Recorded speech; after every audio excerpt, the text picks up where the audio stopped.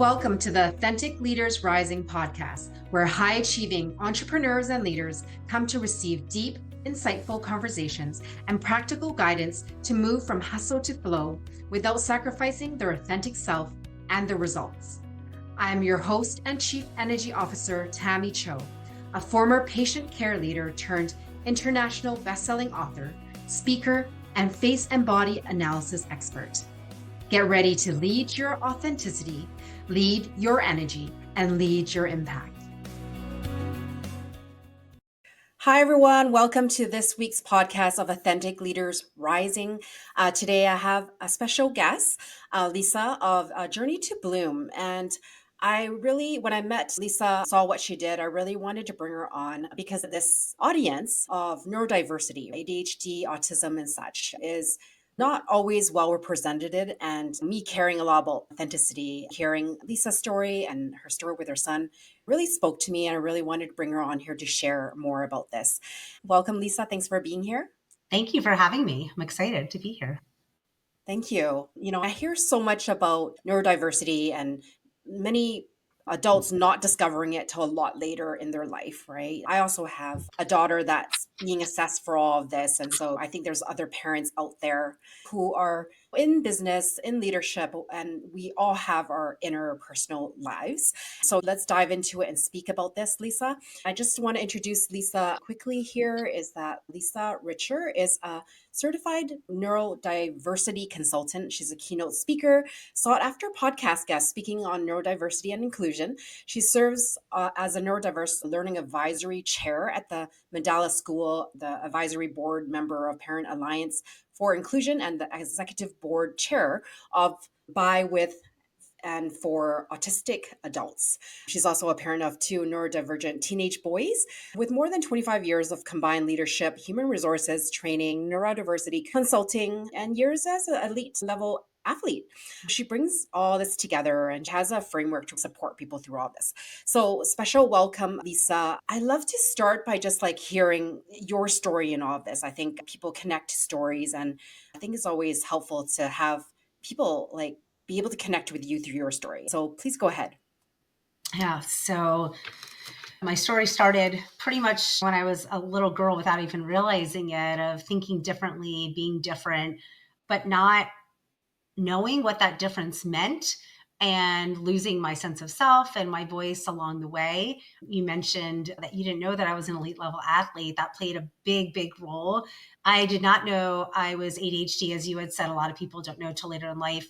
I wasn't quote unquote diagnosed with it until just a couple of years ago. However, growing up as an elite level athlete and being neurodivergent, little did I know back then that all the spinning and flipping and all that in the gym was really helping me to stay grounded and stay focused, and really helped me become the parent and the leader that I am today. And that high achieving is in me. I think it was in my blood before I was even born, but the journey definitely went awry many times. It went awry as a gymnast when I got injured and lost my sense of going to the Olympics in '88. I didn't even go to Olympic trials because I had gotten injured. So that was one time it fell off the track, and that was very high achieving thinking, right? And just driven 30 some hours in the gym every week. That was all I had ever done.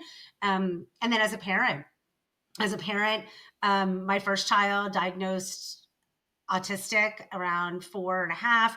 My second son, who's also in high school now as well, eventually diagnosed with ADHD, anxiety. And so all of these sidebars as being a high achieving parent and a leader, even before I was a parent, but thinking differently, kept pushing me backwards. So I kept showing up in places like corporate and in situations with linear thinkers that were not neurodivergent, and being told no, being told not do this, don't do it like this.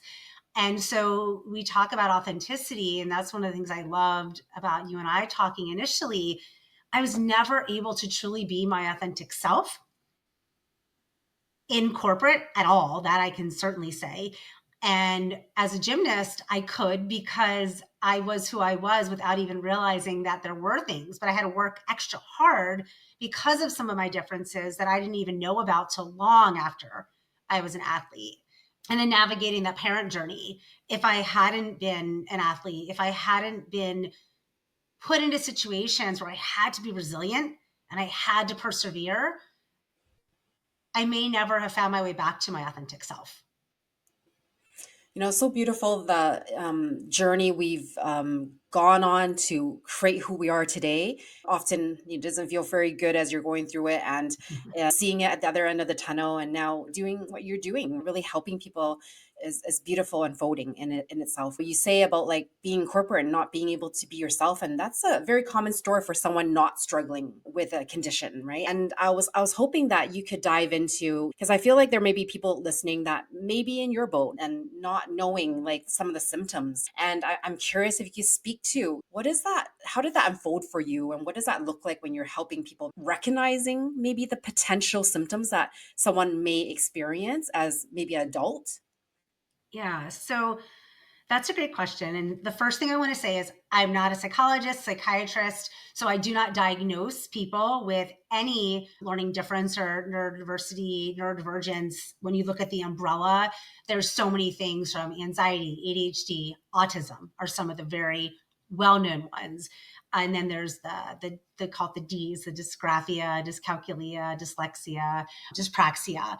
And so when you're looking at this broad umbrella, and we'll stick to ADHD and autism, those are the two that I'm most familiar with.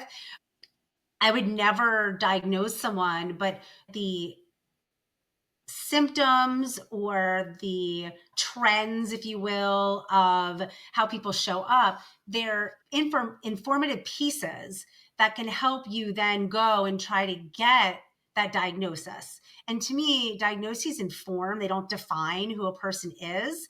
And so Mhm. I had always said I didn't care if I ever got diagnosed with ADHD, even though my kids, especially my oldest, who's now 18, would say, Mom, I know you have ADHD.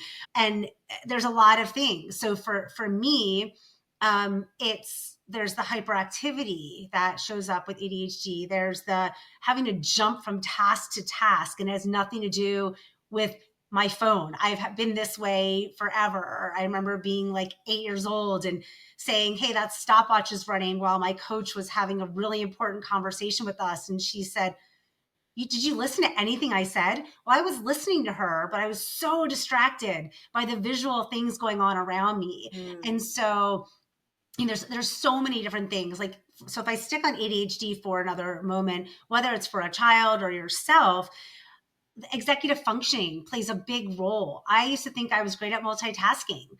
I'm not. I have to do one thing at a time. I realized that a lot of things I would start but not finish. And it was because I would either get bored or distracted and need to move on to the next thing. And I've learned over time that's all part of executive functioning. So when I'm working with clients, whether it's the parents helping their kids navigate the neurodiverse learning journey, a person who's like me, who grew up neurodivergent, not knowing it, and then, got to a place where they got tired of camouflaging and masking and being made to feel Mm. less than, and just feeling like, why isn't my voice listened to, even though I know I have great ideas? I need to execute on things differently. What's going on? Understanding some of those differences help you to then lead to a diagnosis. But it could just be inattentiveness. It could just be hyperactivity. It could be impulsiveness.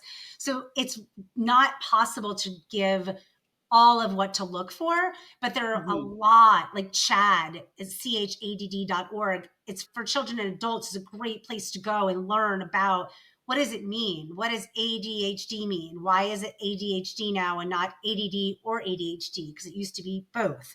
And then where are those intersections? And I come into play a lot of times helping people unpack all the confusion and figure out the unknown unknowns to then figure out who they are, how it's okay to be who they are, and then how they can live authentically through that and own it and be confident with it. And then with the autism piece, who my first son got diagnosed around 4, we went through 3.5 years of, oh, it's not this, it's this, it's not this, it's this, it's behavioral, it's social, it's only sensory. Like, it was so many things. So I just say, like, don't give up and look at the research, look at what it is that's happening.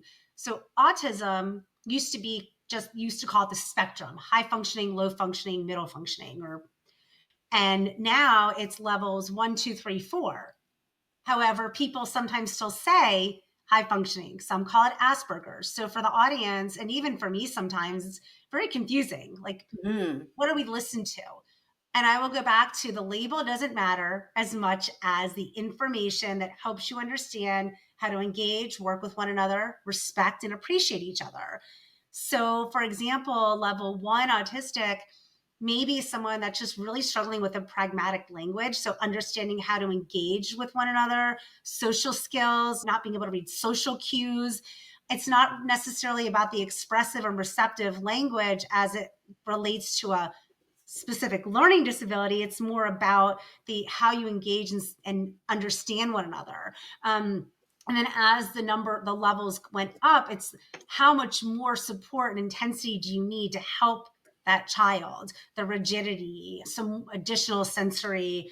So there are some factors that often come across all, but it's the spectrum really is still a spectrum. And mhm. so I'm happy to answer questions for people after, if someone ever wants to email me or just ask questions of how I ended up getting in touch with all the specialists that helped me figure out for my children. I've been doing this with my kids for 18 years, and I've been living it myself for over 50 without even realizing it, with the ADHD and anxiety and a few other parts of that. Yeah, thank you so much for sharing because I know there is quite a range, and I just wanted to bring the audience on common grounds here. I loved what you said, right, about the informing versus letting that diagnosis define who we are. And I'm grateful that I've brought that into my family. It's like not labeling, but find out the symptoms and how can I support my child at the end of the day.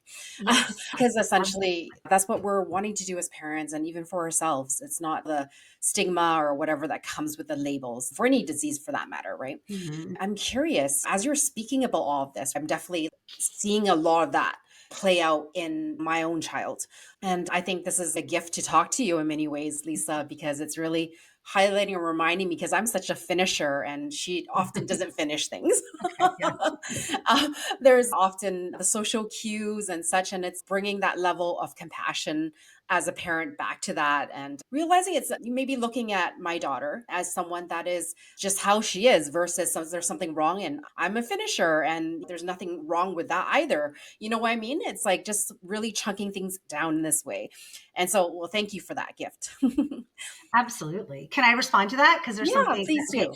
So I'm writing things down. I've learned that I don't retain unless, well, I knew I didn't retain, but I never knew how to retain and how to not interrupt people when they're sharing the story. So you just shared all that. And had I not been writing down, I would have been trying to interject because Mm, I had something that I know is valuable to share with you.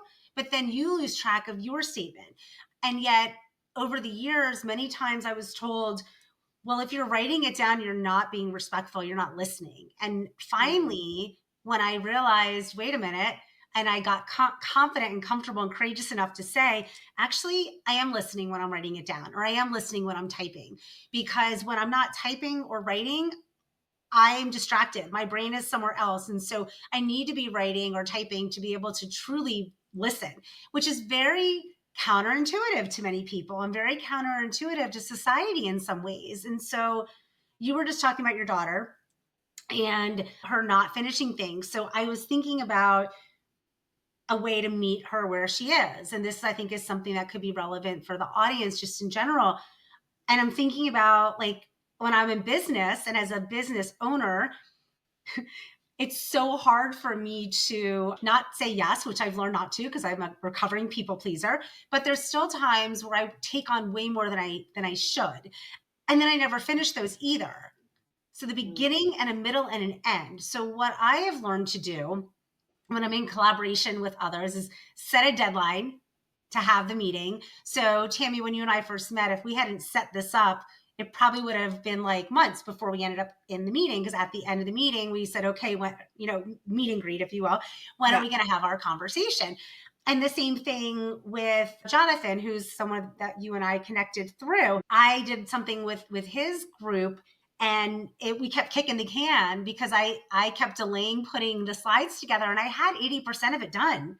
So it's not like I don't have most of it done, but a beginning and a middle and an end allows me to stay on task and meet those deadlines. So with your daughter, for example, if she needs like a beginning, middle, and end of what's happening, and you said chunking, and I love that phrase, like in the education and training world, we use that all the time.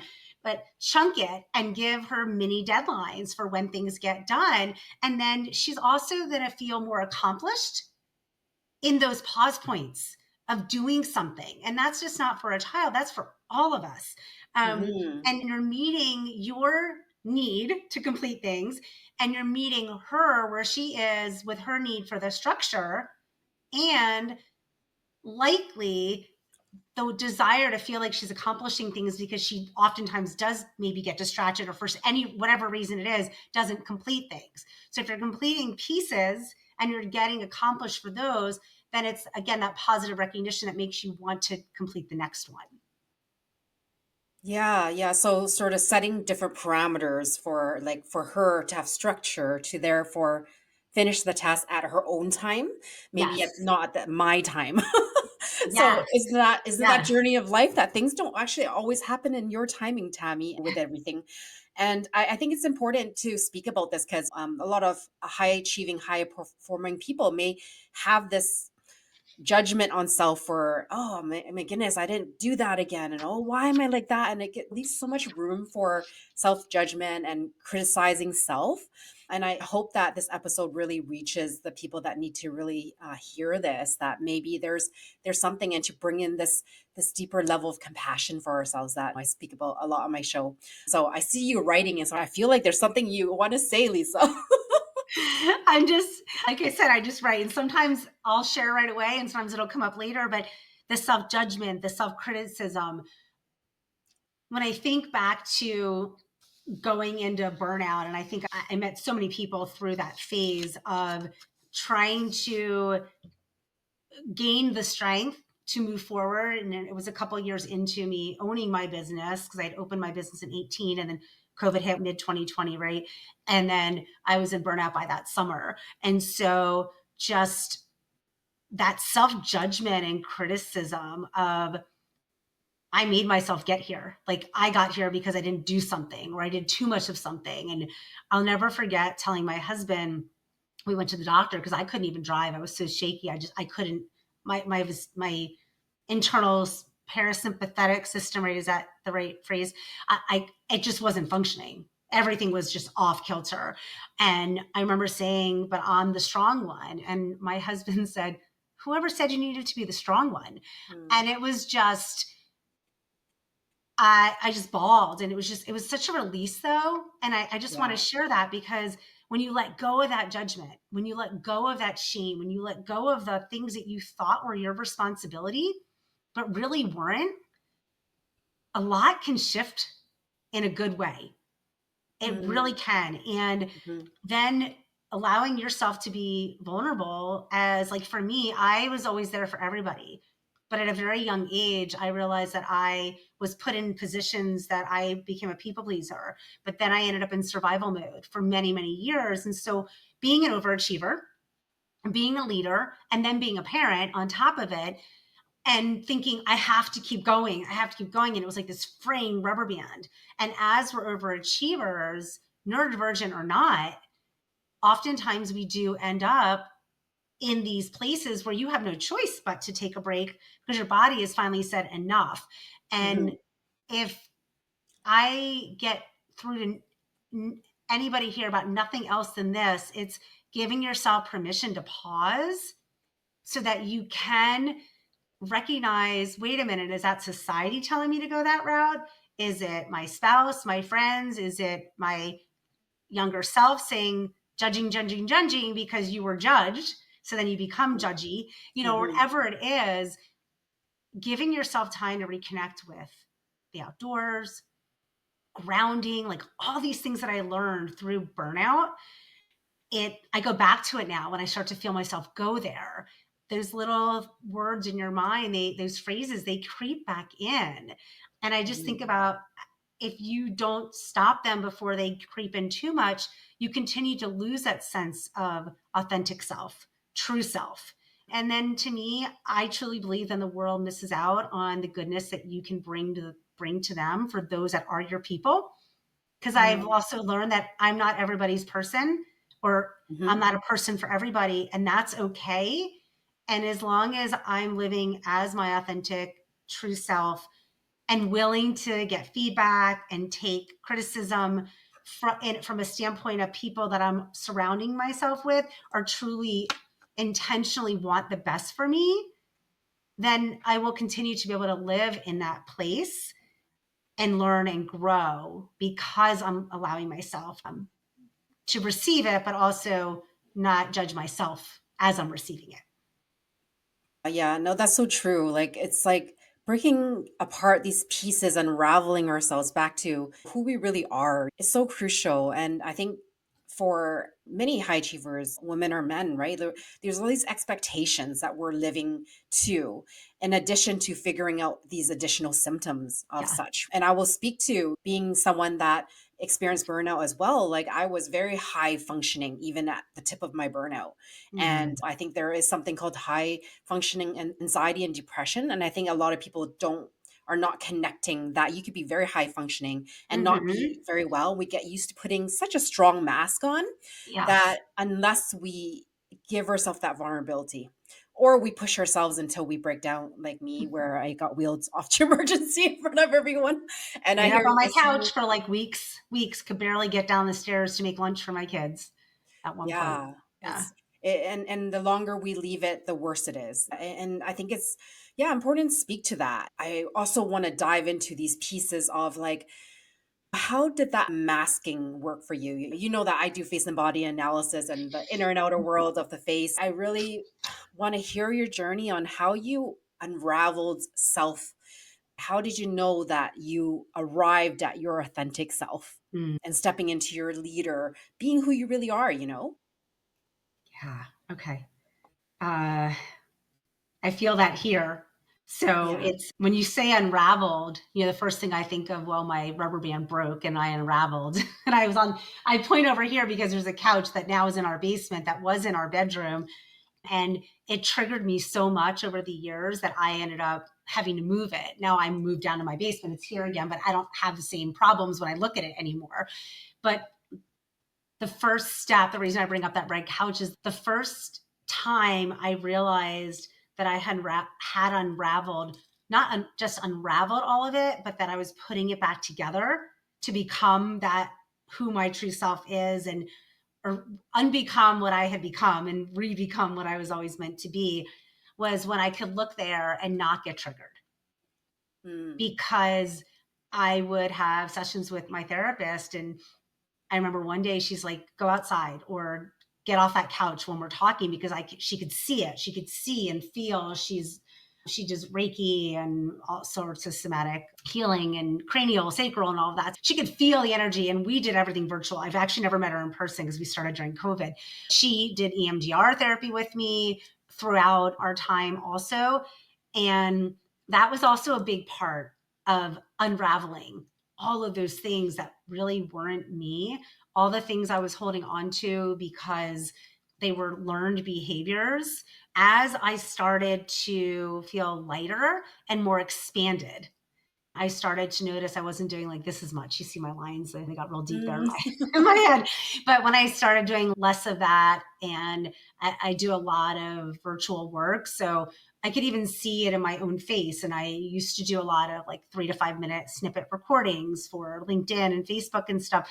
And I could just tell physically and visually see and feel that I was starting to become that person that I used to love to be, Mm. I guess I just to be. And I had lost that sense of self. I probably started to lose it around 17, when I was maybe even 16 and a half, when I got injured, because my identity was so wrapped up in being a gymnast, and that I didn't even think about going to college back in the day. And I've had to live back through all of that as my oldest gets ready to go off to college in the fall. So as all of those things got released, the different therapies, the modalities that I worked through, allowing myself to be vulnerable. You mentioned that a few minutes ago. Mm-hmm. And allowing myself for the first time to share with somebody, which happened to be my therapist. I had therapists for my kids and I used them. And, my husband and I would use our one child therapist like for marriage stuff, because finding out your child's autistic after trying to figure out what's going on and then being told he'd never be anything. He's actually graduating towards the top of his class, probably going to, I don't know where he's going yet, but going to a great school. And so we didn't listen to that. But had I been more myself earlier on, if this was me 3 years ago, I would have said, but I could have done more faster for him. So he wouldn't have had to suffer. Mm-hmm. Today, I say, I went through everything I went through, and so did he, so that he could be who he is today and now help others be their authentic self. And so the anxiety and stress, I have anxiety, and being okay with that and knowing that there are times I need to be on anxiety medicine and other times I don't need it, and just kind of recognizing when I'm regulated and when I'm not, Mm-hmm. Mm-hmm. and being okay with that. So I keep going back to being okay with it, but it's when I'm okay with these things and speaking like I am to you, that's how I know that I'm at that place of being truly okay as me and my authentic self. And I'll still get anxiety and sometimes go, I shouldn't have said that, but not, I want to say controllable. It's manageable. So those feelings, I allow them to move through me instead of try to push them down. Mm-hmm. Mm-hmm. And that's how I know I'm fully there. But it's always a work in progress because something new triggers and then I have to go back and kind of unpack again. Yeah. Yeah, and it is like these triggers we experience are such gifts because they actually allow us to unravel deeper parts of ourselves. That's what I've experienced again and again. It's become, I don't know, such a win to see my life in that way. Every trigger has so many gifts. And it honestly, I mean, just my recent triggers alone has unraveled so much in me. I really want to speak to this point because I think there's a place in us all that we have this pressure of needing to be a certain way. And Mm, one of the things that I often guide my clients through is if I surrendered that identity of having a business or even being a mom, who am I? And we just keep on surrendering, like what feelings and emotion comes up. And often it's these places of like, I need to do that. That's not okay. All these voices get unraveled. It's like a super beautiful experience to help someone journey back into who are we without all the hats we wear, yeah. right? It's such a beautiful place that brings us really back to the truth of who we are. I think there's different layers of how people connect to that. Alisa, and maybe you have your own experience with this as well, right? At the true deepest essence of ourselves is our soul and what we're meant Mhm. to do in this world. And I think the more we can remove in layers, it really doesn't matter what I do as long as I'm being myself. Mhm. Absolutely. That really resonates. And you were talking about surrendering. I loved what you just said. You're reframing a trigger as not a bad thing, but instead it's a gift. And what can I learn from it? And what can I explore with it? And where does that take me? Is it something I choose to let go of or something I need to lean into? Like, what's it telling me and how is it serving me? Because those triggers and the unexpected, they do teach you lessons if we're willing to see them. And my oldest son started his freshman year of high school. I was in the process of rebranding to what my business name is now, Journey to Bloom, and expanding into working with professionals and organizations, not just with parents of neurodivergent children. And I had spent the 2 years prior with people telling me, you can't do that, pick a lane, you have to, do one thing. But my background's very eclectic. And I said, and then one day I woke up and I said, I am going to pick a lane. It's neurodiversity. And here's how I'm going to execute on it. And those are those three pillars that I'm going to execute on it. And yet it still took me 4 years from there to actually put a professional page up on my website, because I really feel like it's the children that it's the parents and the children. The earlier the intervention, and the parents really needed to know me as a person, which you see that on my website, and so my story and my journey, to be able to trust me enough to work with me. But then just more recently I realized, well, those kids grew up to be adults. This is about a year and a half ago. Kids grew up to be adults, and those adults also sometimes even need more of the help to unpack and unmask and unravel, like you say. And Mhm. then the organizations, well, if I help the kids and then the professionals, well, what about those organizations that then don't know what to do with it, because now people are choosing to speak up because they have a need and they don't Mhm. know how to work with them. Well, now I need to help them too. And so that's where that broader, I was saying it a couple years ago, but I wasn't owning it until about a year and a Mhm. half. But my son's freshman year, when I decided to make that shift to Journey to Bloom and Neurodiversity Consultant, from just focusing on special education and advocacy, I read a book that he needed for school, and he has a processing delay. And so it was really hard for him to comprehend still. He's really learned how to train his brain to do different things, and he's learned different tools to support him. But it was called The Alchemist. And I don't know if you've read The Alchemist, but it's a phenomenal book. And I don't want to ruin it. It's a very easy read. But all I will say is, as I read it, my life's purpose, that phrase, I will just leave that there, out there, that phrase, life's purpose, became so clear to me. And at that point in time is when I finally went to my husband and said, I'm quitting my full time job, making well into six figure, and I'm going to go all in. And he's like, okay. But it was also my fear before of, well, what if he gets laid off? Because he's in an industry that they cut at the top just to meet their numbers every year. So there's a reciprocal cycle of, Mhm. do we both need full-time jobs? And so, but I felt that it was my life's purpose to help Mm. these people in all three facets. And if I didn't do it now, when was I going to do it? I was almost 50 at the time. Like, so when am I going to do this? If not now, then when? Mhm. And if not me, then who? And so Yeah. that phrase really stuck out to me. And that's where everything just started to really come together.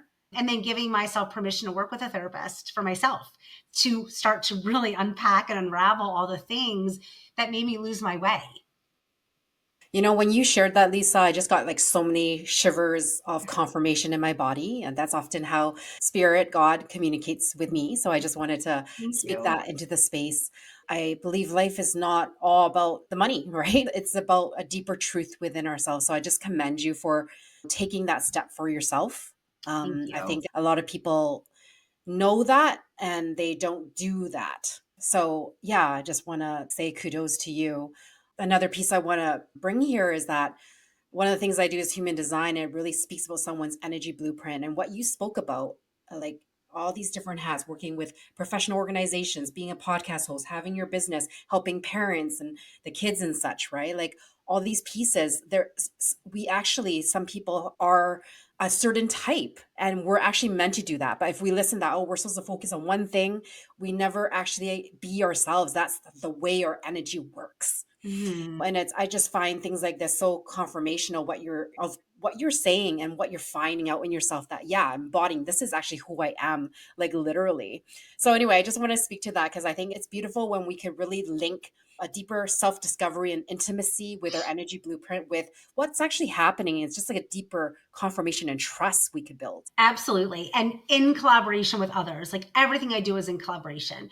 Yeah, I don't have my own podcast because I know that with, we were just talking about, right, not finishing things. It's interesting because I always say I want to be multitasking, which I don't do well, but the multi expectations and needs to have this up and running and to do what you do.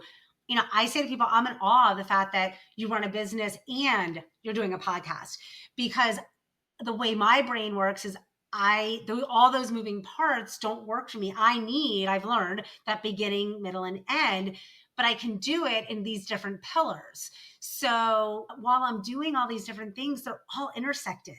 They all intertwine. When I guest on podcasts, I know that I'm connecting and sharing with people that get me or get a piece of me, and then I learn something from them. And then I get to share out their message to all of my audience people and all of my clients and connections. And so it's that reciprocal cycle of connect, reconnect, share, and grow.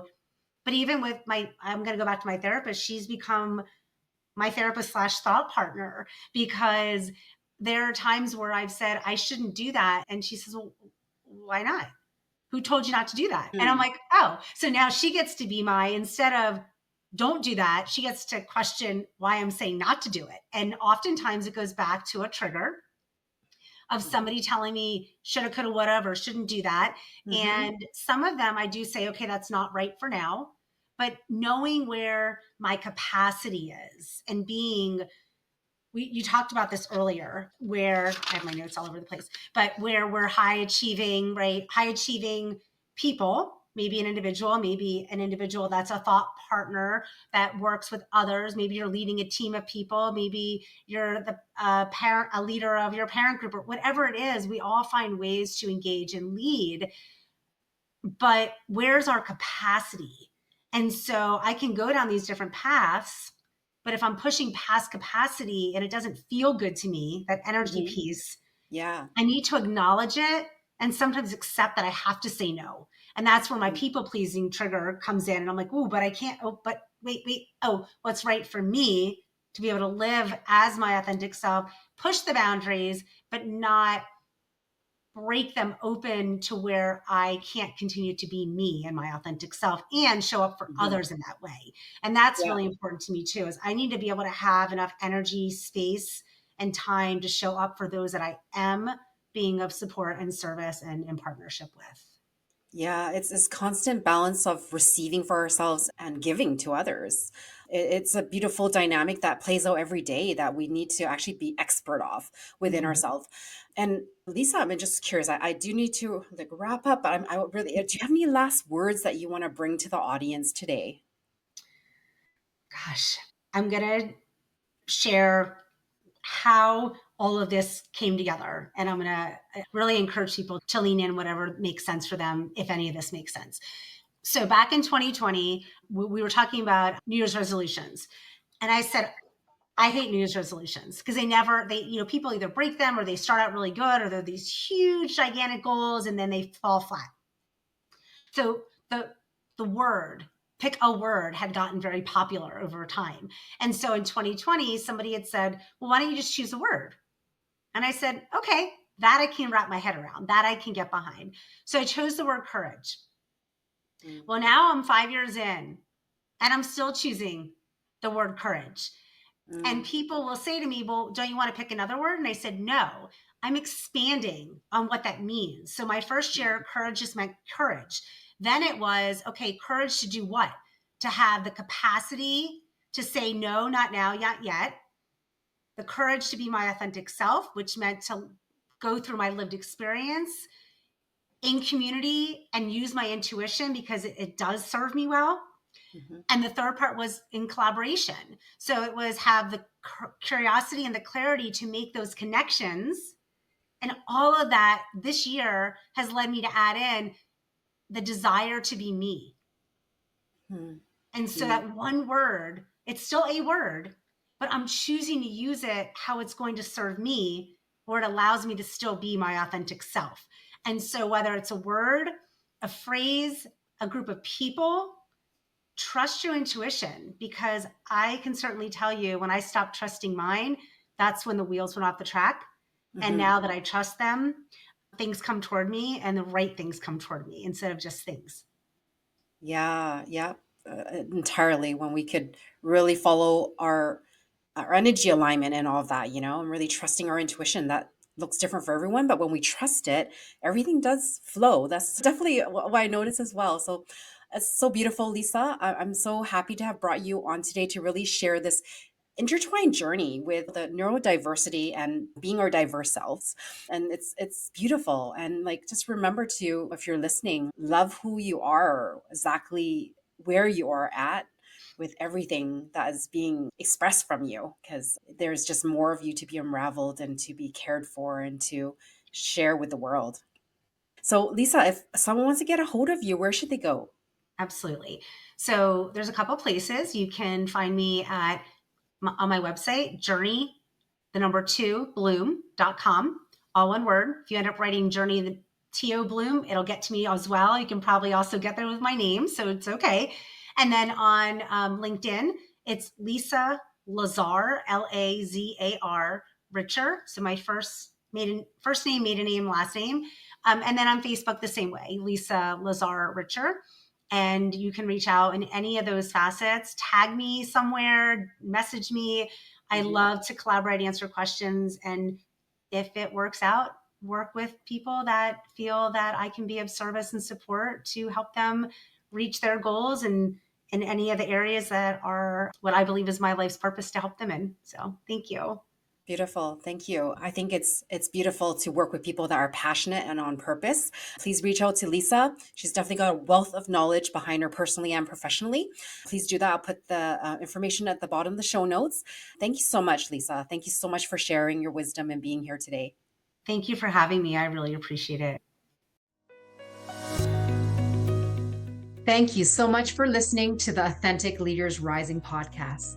If you enjoyed the show, please subscribe to our podcast so you never miss an episode, and leave us a review so others can find the life-changing content that we're sharing here.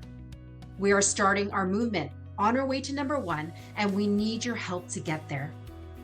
If you'd like to connect with other high-achieving entrepreneurs and leaders who are also on their authentic, energetic leadership journey, join our free Facebook community, Energetically Aligned Leaders. Go to pathtotheheart.com/links to join the Facebook group, book your personalized face analysis experience, or to access our resources.